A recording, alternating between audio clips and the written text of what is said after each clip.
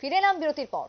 স্বামী বিবেকানন্দের জন্মদিনকে সামনে রেখে রবীন্দ্র শতবার্ষিকী ভবনে আজকে তথ্য সংস্কৃতি দপ্তরের উদ্যোগে বিশেষ অনুষ্ঠানের আয়োজন, শাস্ত্রীয় সঙ্গীতের সন্ধ্যার আয়োজন করা হয় এবং তারই সঙ্গে উচ্চাঙ্গ সঙ্গীতের যিনি গুরু একেবারে আমরা জানি রশিদ খান, তার প্রয়াণ ঘটে এবং তাকে শ্রদ্ধা নিবেদন করেই আজকের অনুষ্ঠানের সূচনা করা হয়।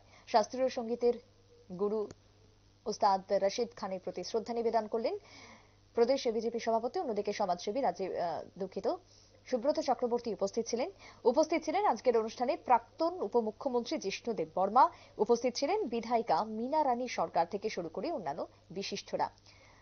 একদিকে যুব দিবস পালন করা হচ্ছে রাজ্যে, শ্রদ্ধার সঙ্গে ভক্তি সহকারে স্বামীজির প্রতি শ্রদ্ধা জানাতে যুবদেরকে এগিয়ে নিয়ে যাওয়ার জন্য বিশেষ আয়োজন রাজ্য জুড়ে চলছে। তারই সঙ্গে শাস্ত্রীয় সঙ্গীতের সন্ধ্যার আয়োজন তথ্য সংস্কৃতি দপ্তরের উদ্যোগে।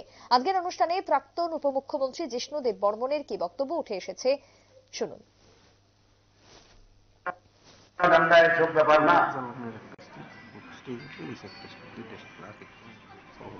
আন্দোলন ঝান্ডা টানা দিয়ে হয় না। আন্দোলন ঝান্ডা টানা দিয়ে হয় না। আন্দোলন হয় যখন সরকার এবং সমাজ একত্র মিলে কোন একটা মহৎ উদ্দেশ্যে কাজ করে, তখন এটাকে বলবো আমরা আন্দোলন। সুতরাং এখানেও এই ক্লাসিক্যাল মিউজিক, ক্লাসিক্যাল গান, ক্লাসিক্যাল নৃত্য, সেটা একটা রিভাইভাল, একটা মুভমেন্ট লাগে ত্রিপুরায়, রিভাইভ, পুনর্নির্মাণ করা। আর সেটা খুব সহজ কাজ ছিল, যেটা ছিল আবার নিয়ে আসা কিন্তু সহজ কাজই বলা যায়। যেটা ছিল না সেটা তৈরি করতে কষ্ট হয়। তাই আমরা যারা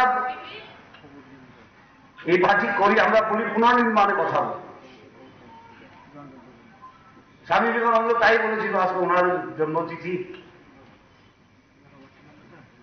ভারত আবার জগৎ সভায়, আবার জগৎ সভায় শ্রেষ্ঠ আসন নেবে, আবার কৃষ্ণ পুনর্নির্মাণ, আবার সন্তান করেছেন। কারণ ভারতবর্ষ ছিল সেই জায়গাতে, আবার নিয়ে যাওয়া। এভাবেই ক্লাসিক্যাল সঙ্গীত যে জায়গাতে ছিল ত্রিপুরাতে, সেই জায়গাতে আমরা নিয়ে যেতে হবে। শুধু সরকার দিয়ে হবে না, আইসিএ ডিপার্টমেন্ট দিয়ে হবে না, সবকেই কাজ করতে হবে। And if you love something, dedication will come. আমরা শাস্ত্রীয় সঙ্গীতে প্রায় বলি, প্র্যাকটিস বলি বা অভ্যাস বলি না, সাধনা বলি, রিয়াজ বলি। সাধনা শব্দটা যুক্ত থাকে ক্লাসিক্যাল সঙ্গীতের সঙ্গে। সাধনা, where there is sadhana, there is success. Where there is sadhana, there is success. There is bound to be success.